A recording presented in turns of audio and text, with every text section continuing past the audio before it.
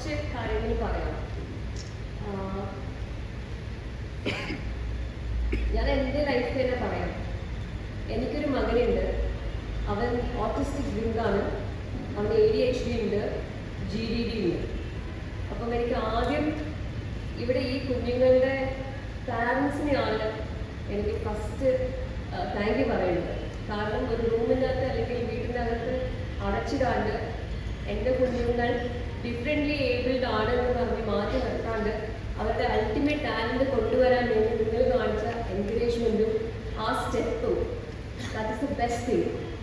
അത് ഒരു പാരൻറ്റ് അവരുടെ കുട്ടിയെ മുന്നോട്ട് കൊണ്ടുവരണം എന്നൊരു അൾട്ടിമേറ്റ് ഉള്ളിലുള്ളത് കൊണ്ടാണ്.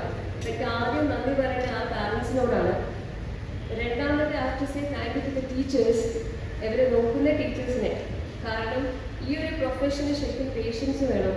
ഈ ഒരു പ്രൊഫഷനാണ് എൻ്റെ സ്പേസ്, അല്ലെങ്കിൽ ഇതാണ് എൻ്റെ ഒരു ഞാൻ ഇതാണ് ചെയ്യേണ്ടത്. ദിസ് ഇസ് ദി എന്താ പറയുക, ഒരു പേർപ്പസ് ഓഫ് മൈ ലൈഫ് എന്നൊരു ചിന്ത ഉള്ള ടീച്ചേഴ്സ് അല്ലെങ്കിൽ ആ പ്രൊഫഷൻ എടുത്ത് ഇവരെ ഹെൽപ്പ് ചെയ്യാനും ഇവരുടെ കഴിവുകൾ മുന്നോട്ട് കൊണ്ടുവരാനും നിൽക്കുന്ന നിങ്ങളെ ആ ടൈം സ്പെൻഡ് ചെയ്യണം. നിങ്ങളുടെ എനർജി, നിങ്ങളുടെ ടൈം, എവറിഥിങ്.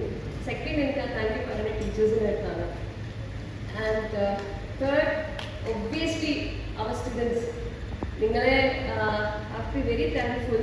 നിങ്ങളെ എല്ലാവരും പലരും നമ്മൾ പല പേരുകളിട്ട് വിളിക്കുന്നുണ്ട്. പക്ഷെ അതൊന്നുമല്ല. നിങ്ങളുടെ ഇൻഡിവിജ്വാലിറ്റി പുറത്ത് കാണിക്കുന്നുണ്ട്.